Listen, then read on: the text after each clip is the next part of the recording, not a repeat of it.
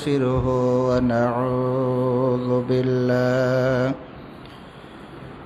ونعوذ بالله من شرور أنفسنا ومن سيئات أعمالنا من يهده الله فلا مضل له ومن يضلله فلا هادي له ونشهد أن لا إله إلا الله وحده لا شريك له ونشهد أن محمدا عبده ورسوله الذي أرسله بالحق بشيرا ونذيرا وداعيا إلى الله بإذنه وسراجا وقمرا منيرا أما بعد فإن خير الحديث كتاب الله وخير الهدي هدي محمد صلى الله عليه وسلم وشر الأمور محدثتها وكل محدثة بدعة وكل بدعة ضلالة وكل ضلالة في النار أما بعد فقد قال الله تعالى في كلامه المجيد وفي فرقانه الحميد أعوذ بالله من الشيطان الرجيم بسم الله الرحمن الرحيم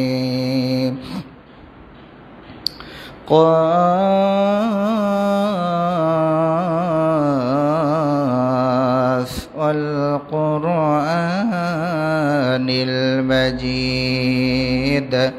بل عجبوا أن جاءهم منذر منهم فقال الكافرون هذا شيء عجيب হালকা একটু সাউন্ডটা বাড়ান তো ভাই أإذا متنا وكنا ترابا ذلك رجع بعيد قد علمنا ما تنقص الأرض منهم وعندنا كتاب حفيظ بل كذبوا بالحق لما جاءهم فهم في أمر مريج أفلم ينظروا إلى السماء فوقهم كيف بنيناها وزيناها وما لها من فروج والأرض مددناها وألقينا فيها رواسي وأنبتنا فيها من كل زوج بهيج تبصرة وذكرى لكل عبد منيب ونزلنا من السماء ماء مباركا ماء مباركا فأنبتنا به جنات وحب الحصيد النخل باسقات لها طلع نضيد رزقا للعباد وأحيينا به بلدة ميتا كذلك الخروج وقال الله تعالى في القرآن الكريم أعوذ بالله من الشيطان الرجيم بسم الله الرحمن الرحيم يا قوم ادخلوا الأرض المقدسة التي كتب الله لكم ولا ترتدوا على أدباركم فتنقلبوا خاسرين قالوا يا موسى إن فيها قوما جبارين وإنا لن ندخلها حتى نخرجوا منها فإن يخرجوا منها فإنا داخلون قال رجلان من الذين يخافون أنعم الله عليهم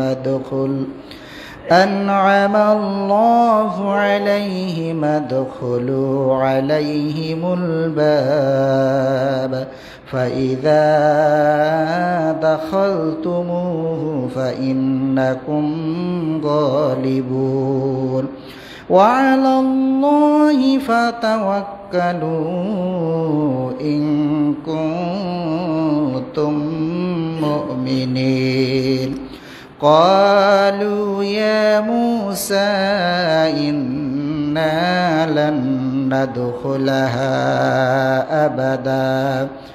أبدا ما داموا فيها فاذهب أنت وربك فقاتلا إنا هاهنا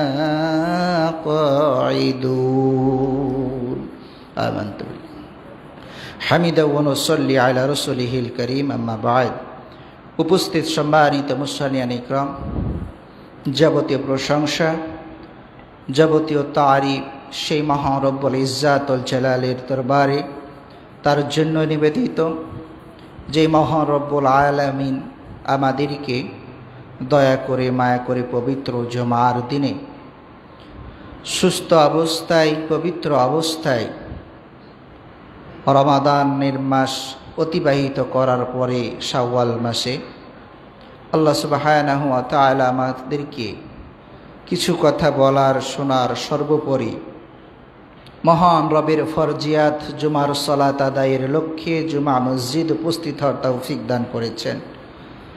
যে মহান আল্লাহ তাআলা আমাদেরকে মানবতার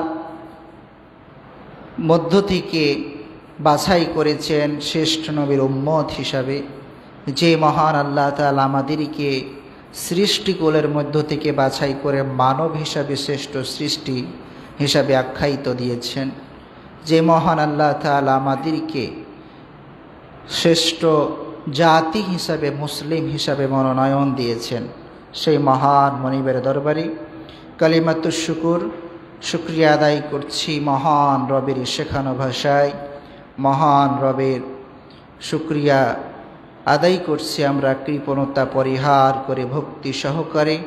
সকলে বলছি আলহামদুলিল্লাহ। দুরূদ ও সালাম সেই মহামানবের উপর, যেই মহামানব পৃথিবীর বুকে আগমন করেছিলেন এমন একটি সময়, এমন একটি মুহূর্তে, তামাম পৃথিবী জুড়ে যে সময় ছিল না কোনো শান্তি বলে কথা। অশান্তির আগুন যখন দাউ দাউ করে প্রজ্বলিত ছিল বিশ্বজুড়ে, এমন সময় তিনি আগমন করে কোরআন অনুযায়ী নিজে চলে মানব জাতিকে পরিচালিত করে সেই জাহিলিয়াতের যুগটিকে সোনার যুগে পরিণত করে অক্লান্ত পরিশ্রমের বিনিময়ে ইসলাম নামক একটি শান্তির জীবন বিধান প্রতিষ্ঠা করে আপনাকে আমাকে উপহার দিয়ে আজ যিনি শুয়ে আছেন সোনার মদিনায়, তিনি হলেন সৈয়দুল মুরসালিন, খাতামুল আম্বিয়া, নবী কুল শিরোমণি নবী মুহাম্মদুর রাসূলুল্লাহ। সকলে বলছি সাল্লাল্লাহু আলাইহি ওয়াসাল্লাম। প্রিয় উপস্থিতি, আল্লাহ সুবহানাহু ওয়া তাআলা পৃথিবীতে আপনাকে আমাকে প্রেরণ করেছেন মুসলিম হিসাবে। শুধু বাংলাদেশের টেকনাফ থেকে তেতুলিয়া, রূপসা থেকে পাথরিয়া নয়, পূর্ব থেকে পশ্চিম, উত্তর থেকে দক্ষিণ, পৃথিবীর এক প্রান্ত থেকে আরেক প্রান্ত যত মুসলিম জাতি রয়েছে, যে কোনো একটি মুসলিম জাতির সাথে অপর একটি মুসলিম জাতির তুলনা দিয়েছেন বিশ্বনবী সাল্লাল্লাহু আলাইহি ওয়াসাল্লাম, কা জাসাদ আল ওয়াহিদ, একটা দেহের ন্যায়। পৃথিবীর অন্য যে কোনো প্রান্তে যদি একজন মুসলিমকে অপদস্থ করা হয়, একজন মুসলিমকে নির্যাতিত হতে হয়, একজন মুসলিমকে নিষ্পেষিত হতে হয়, পৃথিবীর অপর প্রান্তের মুসলিম সম্প্রদায় যদি সেখানে আবেগ কাজ না করে, হৃদ্রতা কাজ না করে, ভালোবাসা কাজ না করে, ব্যথায় ব্যথাতুর হতে না পারে, তাহলে প্রকৃত মুসলিম হিসাবে পরিচয় দেওয়া নিতান্তই নিরর্থক হবে, যা কোরআন সুন্নাহ দৃষ্টিতে স্পষ্ট হয়। আমরা এমন একটি সময়ে আজকে মসজিদে উপস্থিত হতে পেরেছি, হওয়ার সুযোগ হয়েছে, মহান রবেরকে ডাকার সুযোগ হয়েছে, মহান রবকে একটা সেজদা দেওয়ার সুযোগ হয়েছে, কিছু কথা মহান রবের শরিয়াতের কিছু কথা শোনার বলার সুযোগ হয়েছে। সেই মুহূর্তটিতে পৃথিবীর অন্যতম একটি প্রান্তে ফিলিস্তিনের মুসলিম ভাইরা, গাজার মুসলিম ভাইরা এইরকমভাবে একত্রিত হয়ে একটা ইবাদত করা তো দূরে থাক, স্বাভাবিকভাবে অবস্থান করার মতো তাদের পরিবেশ নেই। পাখি মতো বললেও আমার মনে হয় সেটা তুলনা করলেও এটা একেবারেই তুলনা মিলবে না, যে এতটা তাদেরকে এতটা নিছক মনে করে, এতটা মূল্যহীন মনে করে তাদেরকে দুনিয়া থেকে বিদায় করে দেওয়া হচ্ছে। এমন একটি মুহূর্তে আপনি আমি এই জায়গায় বসে ইবাদতের উদ্দেশ্যে বসতে পেরেছি এ জায়গায়, কিন্তু তারা মুসলিম হওয়া সত্ত্বেও, মুসলিম হওয়ার কারণেই তাদের আজকে এই দুর্গতিটি। একটি প্রবাদ বা একটি কথা আমি মাঝে মাঝে বলি, হাড্ডি কোনোদিন হবে না গোশত, আর ইহুদি খ্রিস্টান কখনো হবে না মুসলমানের দোস্ত। রাসূল করিম সাল্লাল্লাহু আলাইহি ওয়াসাল্লাম জানিয়েছেন, পৃথিবীর বুকে কিয়ামতের আগ পর্যন্ত সবচেয়ে বড় শত্রু হবে মুসলিমদের জন্য ইহুদি এবং খ্রিস্টান, মুশরিকদের চেয়েও। আজকে মুসলিমরা নির্যাতিত হচ্ছে সেই ইহুদি ইসরায়েলের কাছে। আমি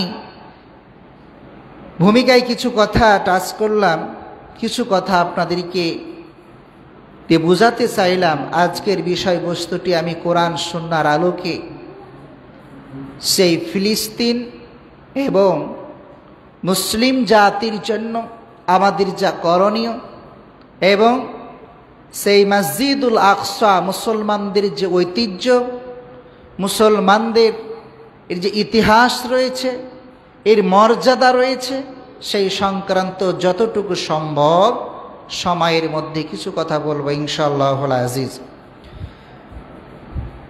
সে জেরুজালেমে অবস্থিত মসজিদুল আকসা ইসরায়েলের দখলে যুগের পর যুগ, বছরের পর বছর এই যুদ্ধ হয়ে আসছে, এ দ্বন্দ্ব হয়ে আসছে। কিয়ামতের পূর্বে এটা মুসলিমদের দখলে আসবে, রাসূলের ভবিষ্যৎবাণী রয়েছে। এই মসজিদুল আকসাকে কেন্দ্র করে কিছু কথা বলতে হচ্ছে। মসজিদুল আকসাকে কেন্দ্র করে কিছু কথা আমাদের জানা দরকার। এটা কতটা গুরুত্বপূর্ণ, এর মর্যাদা কত বেশি। এটাকে এই ফিলিস্তিন, জেরুজালেম, এই দেশটিকে আল্লাহ সুবহানাহু ওয়া তাআলা পুণ্যভূমি বলে উল্লেখ করেছেন কোরআনে, পবিত্র জায়গা বলে উল্লেখ করেছেন। সম্পূর্ণ ইতিহাস টানা সম্ভব হবে না, ইতিহাসের দিকে আমরা সামনে পরবর্তীতে যাচ্ছি। প্রথমে আমরা জানব এই মসজিদুল আকসার মধ্যে বেশ কিছু ফজিলাত রয়েছে আমাদের। আল্লাহ সুবহানাহু ওয়া তাআলা রাসূল করিম সাল্লাল্লাহু আলাইহি ওয়াসাল্লাম আমাদেরকে জানিয়েছেন, বিভিন্নভাবে আমরা জেনেছি।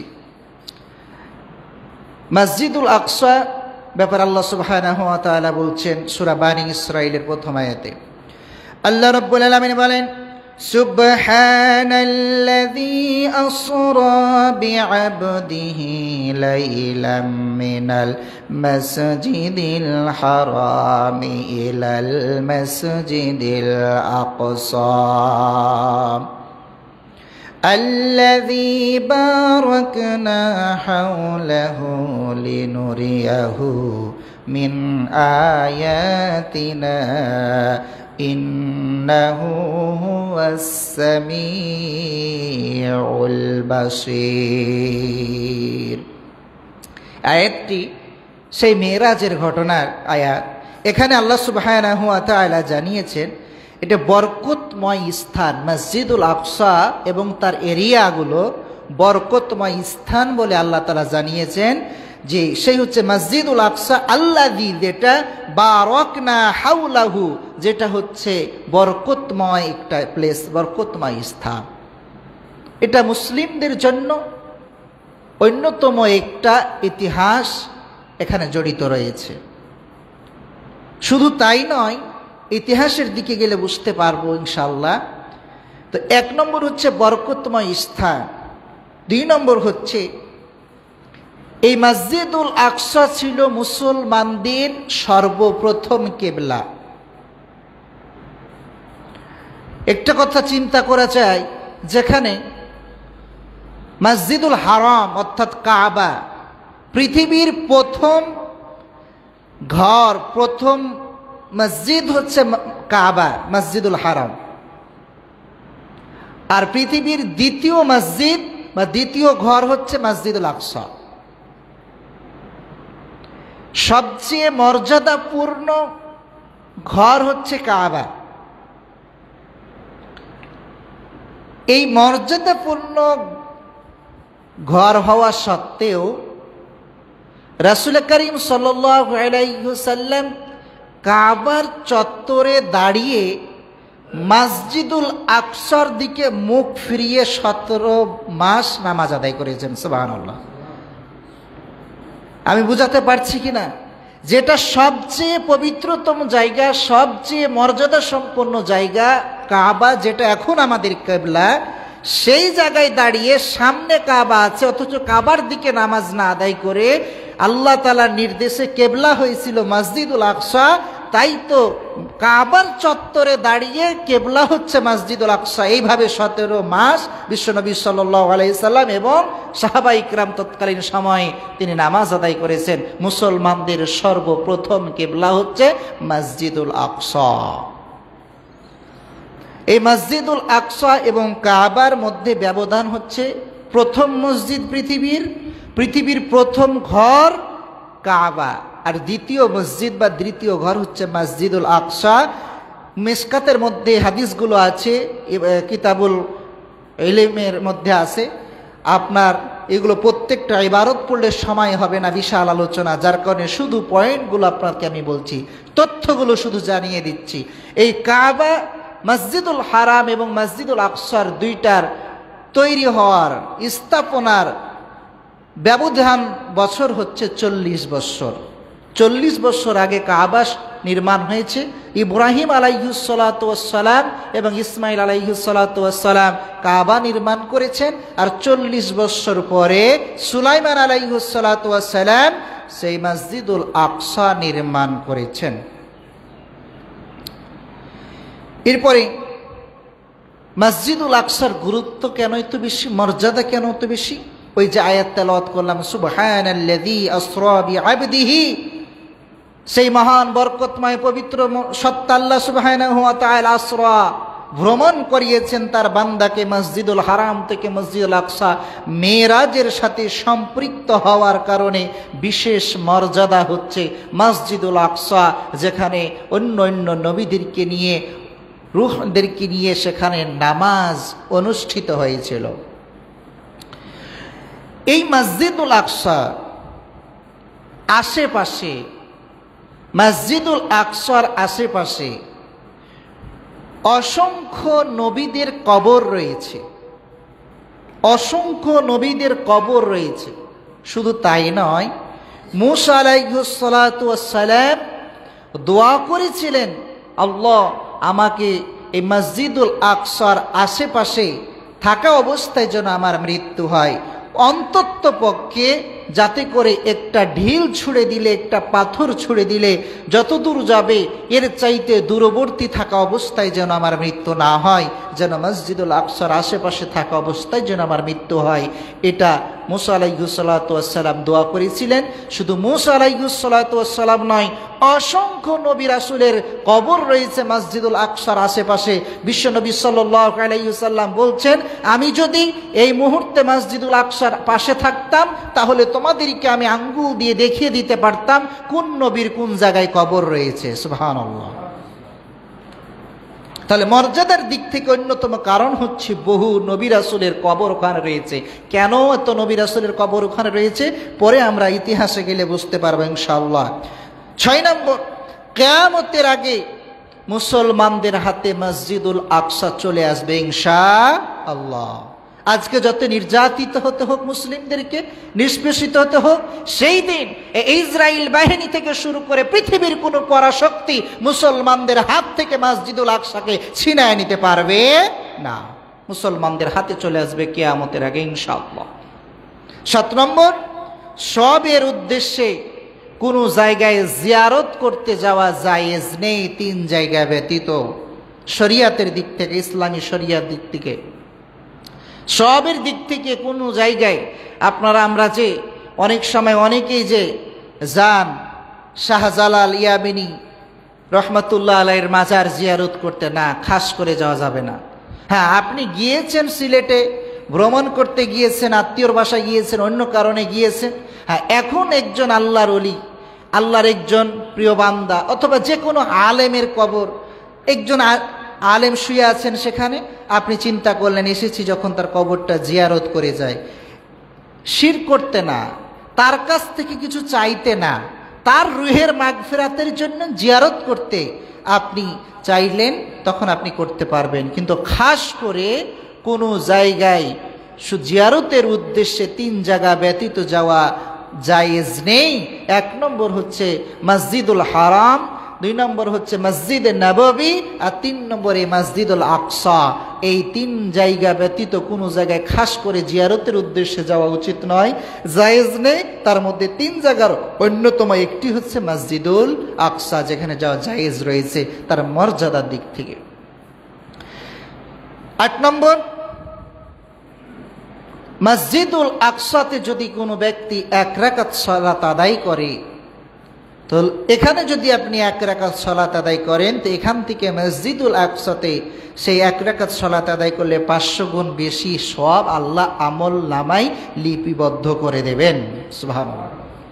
এটা মুসলিমদের জন্য, এটা আল্লাহ সুবহানাহু ওয়া তাআলার পক্ষ থেকে এটা আল্লাহ তাআলা তার মর্যাদা দিয়েছেন।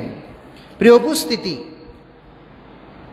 কোনো ব্যক্তি যদি মসজিদুল আকসাতে নামাজ আদায় করে, কোনো ব্যক্তি যদি মসজিদুল আকসাতে নামাজ আদায় করে, সুলাইমান আলাইহিস সালাতু ওয়াস সালাম যেহেতু তিনি এই মসজিদুল আকসার নির্মাতা, তিনি মহান রবের কাছে দোয়া করেছিলেন যে আল্লাহ, এই মসজিদুল আকসাতে যে একবার সলাত আদায় করবে, অর্থাৎ যখন সলাত আদায় করবে তাকে তুমি সেইভাবে মাফ করে দিও, একটা মাসুম বাচ্চা যেভাবে নিষ্পাপ হয়ে যায়, তার জীবনের গুনাহগুলোকে সেইভাবে মাফ করে দিয়ে তাকে নিষ্পাপ বানিয়ে দিও।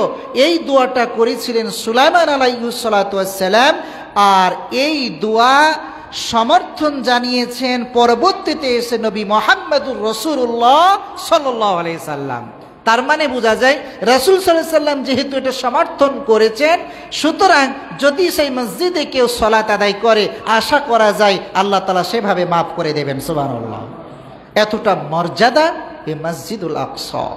প্রিয় উপস্থিতি, 10 নম্বর, কিয়ামতের দিন যখন কিয়ামত শুরু হয়ে যাবে, যখন ইসরাফিল আলাইহিস সালাতু ওয়াস সালাম যখন সিংগাই ফুৎকার দিবেন, ইযা জুলজিলাতিল আরজু জিলজালাহা, দুনিয়াটা প্রকম্পন শুরু হয়ে যাবে, আকাশ জমিন বিদীর্ণ হয়ে ভেঙ্গে চুরে যাবে, সব খানখান হয়ে যাবে, তোলার মতো যখন উঠতে থাকবে। বিশ্বনবী সাল্লাল্লাহু আলাইহি ওয়াসাল্লাম বলছেন, মানুষ যখন ময়দানে মাহশারে যখন একত্রিত হতে থাকবে, তখন সূচনা হবে মসজিদুল আকসা এবং তার এরিয়া থেকে। সুবহানাল্লাহ, মানুষ যখন উঠতে থাকবে তখন মসজিদুল আকসা এবং তার এরিয়া থেকে, সেখান থেকে মানুষ উঠা শুরু হবে, সেখান থেকে সূচনা হবে হাসরের ময়দান হওয়া। মসজিদুল আকসার মর্যাদা আপনার আমার রয়েছে। সেই মসজিদুল আকসাকে নিয়ে ইসরাইল কাফের বেঈমানেরা দিনের পর দিন, বছরের পর বছর, যুগের পর যুগ মুসলিম ভাইদের উপর জুলুম নির্যাতনের স্টেম লোলার চালিয়ে যাচ্ছে। প্রিয় উপস্থিতি, এই মসজিদুল আকসার বিশাল ইতিহাস রয়েছে। মুসলমান পর্যন্ত অর্থাৎ উম্মতি মুহাম্মাদি পর্যন্ত আসতে গেলে বিশাল সময়ের ব্যাপার। আমি সেই দিকে যাব না, শুধু সংক্ষিপ্তভাবে কিছু ইতিহাস আপনাকে বলবো। এই ফিলিস্তিন মসজিদুল আকসা অর্থাৎ জেরুজালেম, এটা আল্লাহ সুবহানাহু ওয়া তাআলা জানিয়েছেন এটা হচ্ছে পবিত্র ভূমি, পুণ্যভূমি। পৃথিবীর অসংখ্য অসংখ্য নবী রাসূল, শুধু অসংখ্য বলল ভুল হবে, অধিকাংশই নবী রাসূলের পদচারণা এই জেরুজালেম ফিলিস্তিনে পড়েছে। ইউসুফ আলাইহিস সালাতু ওয়াস সালাম কুয়ায় পড়ে গিয়েছিলেন, কুয়া থেকে যখন তুলে তার ভাইয়েরা কুয়ায় ফেলে দিলেন, সেখান থেকে তুলে মিশরে বিক্রি করা হলো, সেটা ছিল জেরুজালেমের অন্তর্ভুক্ত। ইউসুফ আলাইহিস সালাতু ওয়াস সালামের পদচারণা সেখানে রয়েছে।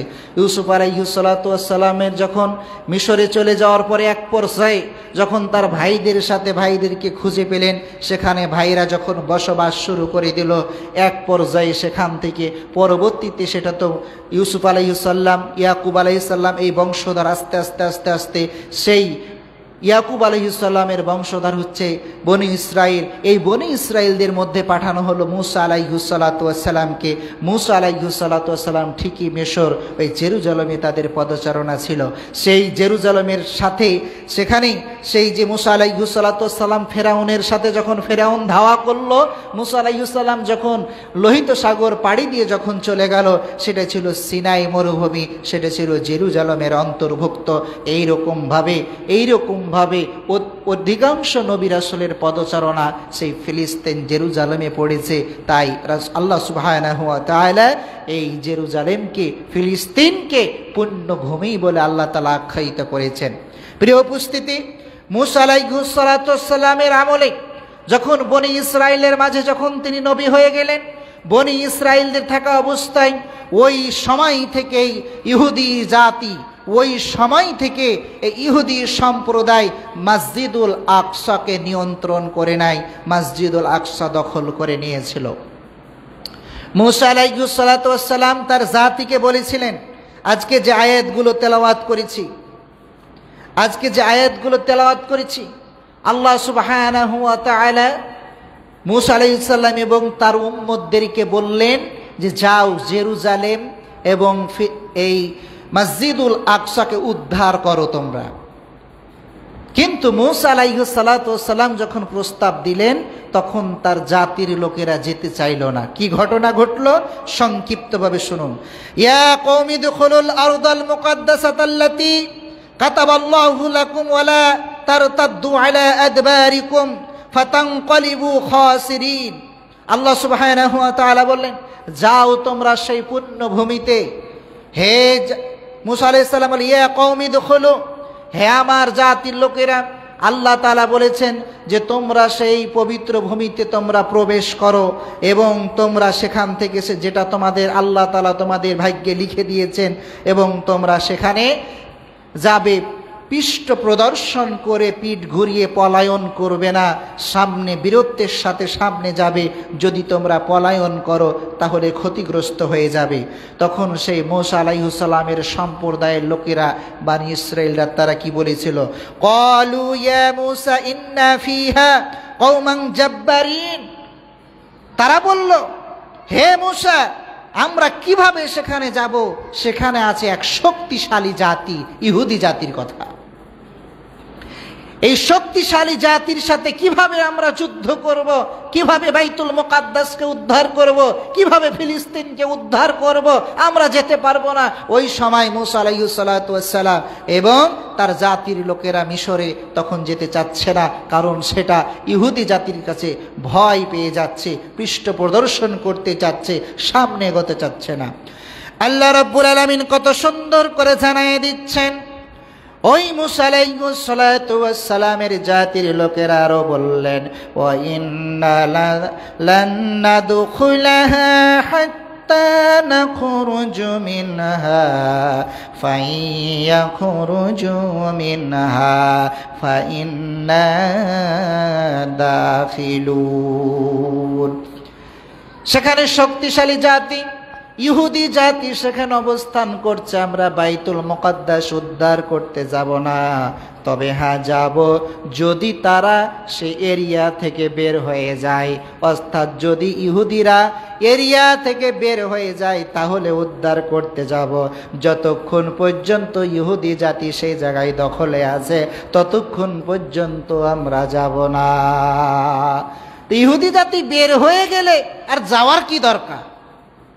ইহুদি জাতি বের হয়ে গেলে যদি মূসা আলাইহিস সালামকে বলছেন যে হে মূসা আমরা যাব না, ইহুদি জাতি যদি এই ইহুদি জাতি বের হয়ে যায় তখন আমরা যাব সেখানে, কিন্তু তাছাড়া যাব না। ইহুদি জাতি যদি বের হয়ে যায় তাহলে তো যুদ্ধ করার দরকার নাই, উদ্ধার করার দরকার নাই, অটোমেটিকই তো নিয়ন্ত্রণে চলে আসবে।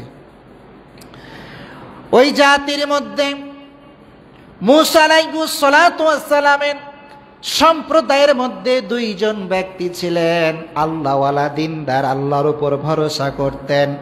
এই দুইজন ব্যক্তি মূসা আলাইহিস সালাতু ওয়াস সালামকে বললেন, ক্বালা রাজুলানি মিনাল্লাযীনা ইয়াখাফু আন'আমাল্লাহু আলাইহিম আদখুলু আলাইহিমুল বাব। ওই দুইজন ব্যক্তি বললেন, চিন্তার কোনো কারণ নেই, হে আমাদের জাতির লোকেরা, চলো আমরা যাই যুদ্ধ করতে, জিহাদ করতে। ইসলামের এ আমাদের ঐতিহ্য, এ আল্লাহ তাআলার পক্ষ থেকে আমাদের যে মর্যাদা সম্পন্ন জায়গা বাইতুল মুকাদ্দাসকে উদ্ধার করতে চলো যাই। আমরা যদি তাদেরকে আক্রমণ করতে করতে তার দরজা পর্যন্ত চলে যাই তাহলে অবশ্যই অবশ্যই আমরা বিজয় অর্জন করব, তাতে কোনো কারণ নেই। কারণ হলো ওয়ালাল্লাহি ফাতাওয়াক্কালু ইন কুনতুম মুমিনিন। আল্লাহর উপর যদি ভরসা করো আর যদি তোমরা মুমিন হও তাহলে চিন্তার কারণে চলো না যায়। কিন্তু কে শুনে কার কথা? কোথায় পুরো জাতি আর কোথায় দুইজন লোক? তাদের কথা কি কেউ গুরুত্ব দেয়? তাদের কথা গুরুত্ব দিল না। বাইতুল মুকাদ্দাসকে উদ্ধার করার জন্য তারা যেতে চাইল না। মূসা আলাইহিস সালাম এবং এই দুইজন লোক, মোট তিনজনকে নিয়ে কি করবে?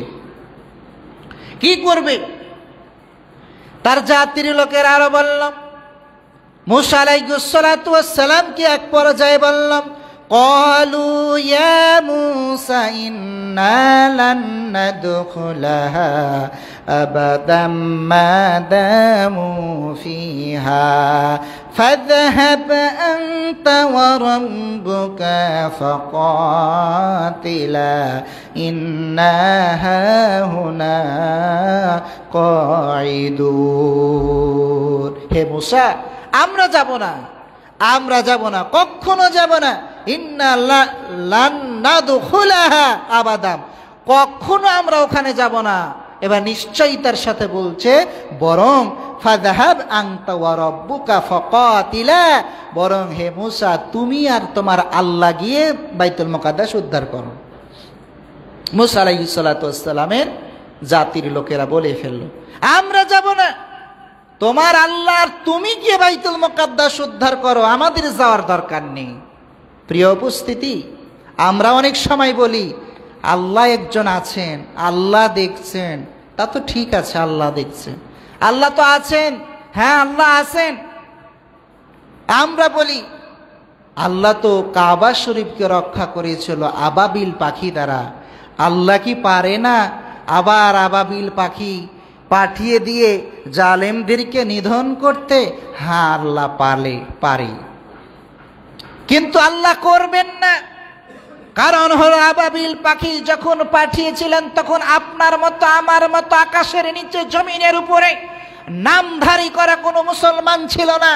তাই তো আল্লাহ নিজ হাতে দায়িত্ব নিয়েছেন।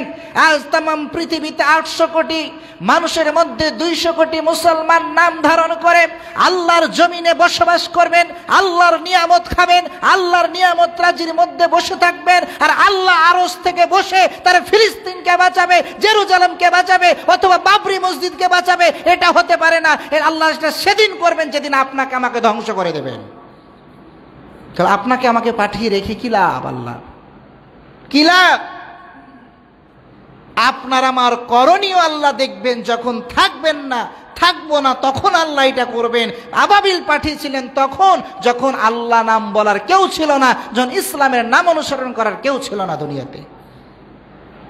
প্রিয় উপস্থিতি, মূসা আলাইহিস সালাতু ওয়াস সালামের জাতির লোকেরা বলল যে না, সম্ভব নয়, তুমি আর তোমার আল্লাহ গিয়ে যুদ্ধ করো, আমরা এগুলোর মধ্যে নাই। 40 বৎসরের গজব শুরু হয়ে গেল জাতির উপরে। 1 নয় 2 নয়, 40টা বছর গজবের মধ্যে পড়ে গেল এই মূসা আলাইহিস সালামের জাতি। সবাই সে সংক্ষিপ্তভাবে শেষ করে দিচ্ছি, শুনে নিন। 40 বৎসর অতিক্রম করতে না করতেই 40 বৎসর পূর্ণ হওয়ার পরে মূসা আলাইহিস সালাতু ওয়াস সালাম দুনিয়া থেকে বিদায় নিয়ে নিলেন। জাতির লোকদের কারণে গজবের মধ্যে নিপতিত হয়ে ওই অবস্থায় গজবের মেয়াদ পার হওয়ার পূর্বেই হায়াত শেষ হয়ে গেল। মূসা আলাইহিস সালাতু ওয়াস সালাম দুনিয়া থেকে বিদায় নিয়ে চলে গেলেন। যখন 40 বছর পার হয়ে গেল, তখন যে দুইজন লোক যুদ্ধ করতে চেয়েছিল, ওই 2 জনের একজনকে আল্লাহ তাআলা নবী হিসাবে মনোনয়ন করে নিলেন। সুবহানাল্লাহ। এই 2 জন যারা ছিল, মূসা আলাইহিস সালাম যেহেতু মারা গেল, এবার সেই জায়গায় এই 2 জনের একজনকে আল্লাহ নবী হিসাবে মনোনয়ন করলেন। তার নাম হচ্ছে ইউশা ইবনে নুন, যে খিজির আলাইহিস সালামের সফর সঙ্গী ছিলেন। আরেক ঘটনা, খিজির আলাইহিস সালামের সফর সঙ্গী ছিলেন ইউশা ইবনে নুন। এবার তার দলবল নিয়ে তার কওমকে বুঝিয়ে কিছু অবস্থায় এক পর্যায়ে, এবার সংক্ষিপ্ত করছি, ইহুদিদের সাথে এবার বাইতুল মুকাদ্দাস উদ্ধার করার জন্য যুদ্ধে লাগলেন। মূসা আলাইহিস সালাতু ওয়াস সালামের শরিয়া অনুযায়ী শনিবার ছিল পবিত্র দিন, শনিবারে যুদ্ধ বিগ্রহ করা হারাম। মূসা আলাইহিস সালাতু ওয়াস সালামের অনুসারীরা ইউশা ইবনে নুনের নেতৃত্বে, ইউশা ইবনে নুন এবং তার অনুসারীদেরকে নিয়ে বাইতুল মুকাদ্দাস উদ্ধার করার জন্য, জেরুজালেম উদ্ধার করার জন্য যুদ্ধ করছে, যুদ্ধ চলছে। এমন সময় যুদ্ধ চলছে, সেই দিন ছিল শুক্রবারের দিন, সেই দিনটি ছিল আসরের পরে, সেই দিনটি ছিল শুক্রবারের দিন আসরের পরে মাগরিবের পূর্বে দুই পক্ষ যুদ্ধ চলছে। এমন একটি মুহূর্ত, আর কিছুক্ষণ যুদ্ধ এরকমভাবে চলতে থাকলে আশা করা যায় যে মূসা আলাইহিস সালামের অনুসারীদের পক্ষে অর্থাৎ ঈমানদারদের কাছে বাইতুল মুকাদ্দাস চলে আসবে, জেরুজালেম চলে আসবে, আর ইহুদি জাতি পরাজিত হবে। এমন একটি মুহূর্ত, টান টান উত্তেজনা, এমন একটা অবস্থা। এই মুহূর্তে সূর্য ডুবে যাচ্ছে, কারণ সময় হয়ে যাচ্ছে, সূর্যাস্ত হয়ে যাচ্ছে। সূর্য যদি ডুবে যায় তাহলে শনিবারের দিন শুরু হয়ে যাবে। শনিবারের দিন শুরু হলে সূর্য ডুবার সঙ্গে সঙ্গে যুদ্ধ বিরতি দিয়ে দিতে হবে।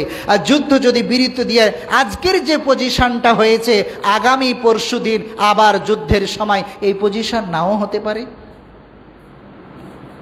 আজকে এমন একটা মুহূর্ত হয়েছে যে মুহূর্তে মনে হচ্ছে যে মুসলমানদের হাতে অর্থাৎ তৎকালীন সেই ঈমানদারদের হাতে বাইতুল মুকাদ্দাস চলে আসছে।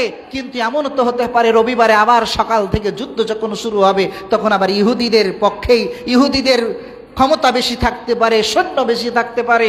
এই জন্য এই মুহূর্তটা খুবই গুরুত্বপূর্ণ। কিন্তু কি হবে, বার তো শুরু হয়, আরবি দিন তো শুরু হয় সন্ধ্যা সূর্য ডুবলেই।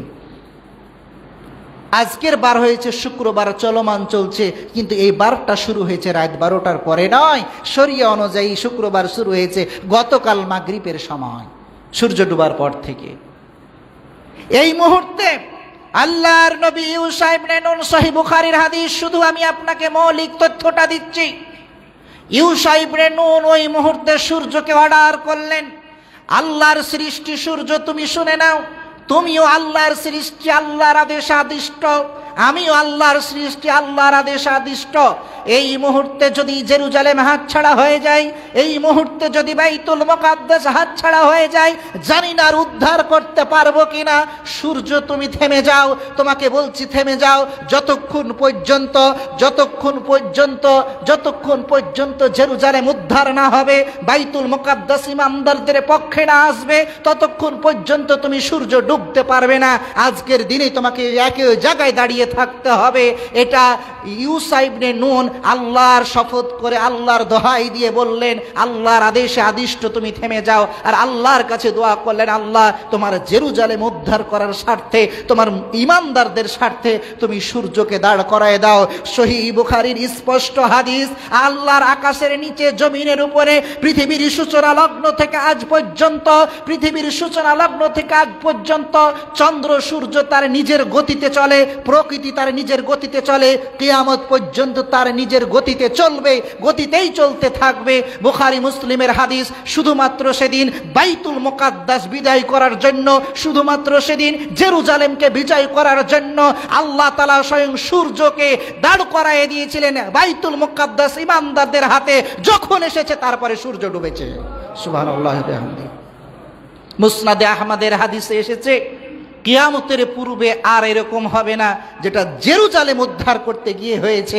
আল্লাহ স্বয়ং সূর্যকে দাঁড় করাই দিয়েছে যে যখন জেরুজালেম আগে ঈমানদারদের পক্ষে আসবে, বিজয় অর্জন হবে, তারপর সূর্য ডুববে। সুবহানাল্লাহ। এই সেই জেরুজালেম, এই সেই ফিলিস্তিন, এই সেই বাইতুল মুকাদ্দাস, যেটার সাথে জড়িত ঈমানদারদের যুগের পর যুগ প্রত্যেকটা নবীর সাথে জড়িত এই জেরুজালেম, প্রত্যেকটা নবীর পুণ্যভূমি পদচারণা যেখানে পড়েছে সেই ফিলিস্তিনের মুসলিম ভাইরা আজকে আপনার আমার মতো স্বাচ্ছন্দ্যে বসে সালাত আদায় করতে পারে না, স্বাচ্ছন্দ্যে বসে খেতে পারে না। আজকে আপনারা আমরা প্রত্যেকে নিজের সাধ্য মতো আমরা ঈদ করেছি। যেই সময়ে আমরা প্রত্যেকে নিজের সাধ্য মতো, আল্লাহ যতটুকু আমাদেরকে সাধ্য দিয়েছে, সামর্থ্য দিয়েছে, সে অনুযায়ী আমরা ঈদ করেছি, আনন্দ করেছি। যেই সময় আমরা ঈদ করেছি সেই সময় ফিলিস্তিনের সেই গাজাবাসী মুসলমানদের উপরে বিভিন্ন রকমের বোমা ছেড়ে দিয়ে একই রাতেই একই দিনে একই এলাকাতে 1,17,000 মানুষের একেবারে নিঃশেষ করে দিয়ে পোকামাকড় যেভাবে মেরে দেয়, যেমন আগুন জ্বালিয়ে একটা জমির মধ্যে একটা আগুন জ্বালিয়ে দিলে যত প্রকার কীট যত প্রকার পোকামাকড় থাকে সব মরে যায়, ঝলসে যায়, ঠিক একই রকমভাবে গাজাবাসীর উপর 1 লক্ষ, সেই জনপদটির উপরে তথ্য অনুযায়ী দেখলাম 1,17,000 মানুষ বাস করত, একটা রাতে একটা দিনে শেষ করে দিয়েছে। সেক্ষেত্রে আমাদের কি করণীয়? আমরা কতটুকু করতে পারি? কতটুকু ব্যথায় ব্যথা তো কতটুকু আমরা করতে পারছি? এখন পর্যন্ত যারা একটু বিবৃতি আমরা দিতে পারি নাই, যারা এই মুসলিমদের পক্ষে একটু কথা বলতে পারি নাই, একটু আমাদের ইমানের তাকিদে যতটুকু আমাদের হয়েছে দেশে ততটুকু অংশগ্রহণ করতে পারি নাই, আপনার বিবেকের কাছে প্রশ্ন রেখে গেলাম, আপনার ইমানের জজবা কতটুকু? আপনি কিয়ামতের দিন কতটুকু আল্লাহ তাআলার কাছে কতটুকু কিয়ামতের দিন জবাব দিতে পারবেন? ইতিহাসের কালো অধ্যায়ে এই বিশ্বের মুসলিম জাতির নাম লেখা হয়ে গিয়েছে। ইতিহাসের কালো অধ্যায় হিসাবে অলরেডি এই মুসলিম জাতির নাম লেখা হয়ে গিয়েছে। আগামী 100 বছর পর হোক, 200 বছর পর হোক, ইতিহাস রচনা হয়ে যাবে, ইতিহাস রচিত হবে। 200 বছর পর হলেও যখন মুসলিমদের হাতে আসবে, ইতিহাসের পাতা খুলে দেখবে, মানুষ তখন দেখবে তামাম বিশ্বে 800 কোটি মানুষের মধ্যে 200 কোটি মুসলিম ছিল। একটি জনপদকে ইহুদি খ্রিস্টানরা নির্মূল করে দেওয়ার চেষ্টা করেছিল, মুসলিম শূন্য করে দেওয়ার চেষ্টা করেছিল, একটা দিনে লক্ষাধিক মানুষ হত্যা করেছিল। তামাম বিশ্বে 200 কোটির উপরে মুসলিম ছিল। সেই 200 কোটি মুসলিম কোনো পদক্ষেপ নেয়নি। তারা কেমন মানের মুসলিম ছিল, কোন ধরনের মুসলিম ছিল, আদৌ কি তারা মুসলিম ছিল কিনা? বিশ্ব মানবতা যারা মানবাধিকারের কথা বলতে বলতে মুখে ফেনা তুলে দেয়। জাতিসংঘ আজকে কোথায়? যেই জাতিসংঘ যখন যেখানে যেটা বলার প্রয়োজন নেই সেখানে মানবাধিকার খুঁজে বেড়ায়, যেখানে ইসলামী শরিয়াতের কথা আসে, ইসলামী আইনের কথা আসে, সেখানে মায়া কান্না করে ইসলামের আইনকে ছোট করে দেখা হয়। আজকে বিশ্বের জাতিসংঘ কোথায়? তারা কি আজকে দেখতে পাই না মানবাধিকার আজকে লঙ্ঘন হয় না? তাদের আজকে কতটুকু পদক্ষেপ আমরা দেখতে পাচ্ছি। ইতিহাসের কালো অধ্যায়ের নাম লিপিবদ্ধ হয়ে গিয়েছে। আগামী 200 বছর হোক, 100 বছর পরে মানুষ পড়বে, জানবে যে মানবতার দিক থেকে মানবতার মায়া কান্না করে না হলেও কেউ কোনো কথা বলে নাই, কেউ কোনো কিছু করে নাই, কিন্তু মুসলিম দেশগুলো কি করেছিল, মুসলিম রাষ্ট্রপ্রধানগুলো কি করেছিল, আর মুসলিমরা কি করেছিল সেই দিন, সেই ইতিহাসে আপনার আমার নাম পড়ে গিয়েছে। সুতরাং আসুন, ইতিহাস আমি সংক্ষিপ্ত এইরকম যে মুসা আলাইহিস সালাম, ইউসা ইবনে নুনের ইতিহাস, জেরুজালেমকে নিয়ে এরকম অনেক ইতিহাস রয়েছে। সময় নেই তাই আমি আর সামনে বললাম না, 2-1টা শুধু বোঝার জন্য বললাম যে এতটা গুরুত্বপূর্ণ হতে পারে, যেটার জন্য আল্লাহ সূর্যকে দাঁড় করিয়ে দিয়েছেন, যেই বিজয়ের জন্য আজকে সেই বিজয়ের জন্য মুসলিমরা প্রাণ দিচ্ছে। সেই মুসলিমের প্রাণ রক্তের মূল্য আপনার আমার কাছে কিছুই নেই। আপনি আমি কেমন মুসলিম? শুকনো রুটিরে সম্বল করে যে ঈমান আর প্রাণের জোরে ঘুরেছি জগৎ মন্থন করে, আজ সেই শক্তি ফিরিয়ে আন। বাজিছে দামামা, বাধরে আমামা, শির উঁচু করে মুসলমান। নহিমুরা জীবন ভোগ বিলাসের, শাহাদাত ছিল কাম্যবোধের। ভিখারির বেশে খলিফা যাদের, শাসন করিল আধা জাহান। তারা আজ ঘরে ঘুমায়া বেহুশ, বাহিরে বইছে ঝড় তুফান। বাজিছে দামামা, বাধরে আমামা, শির উঁচু করে মুসলমান।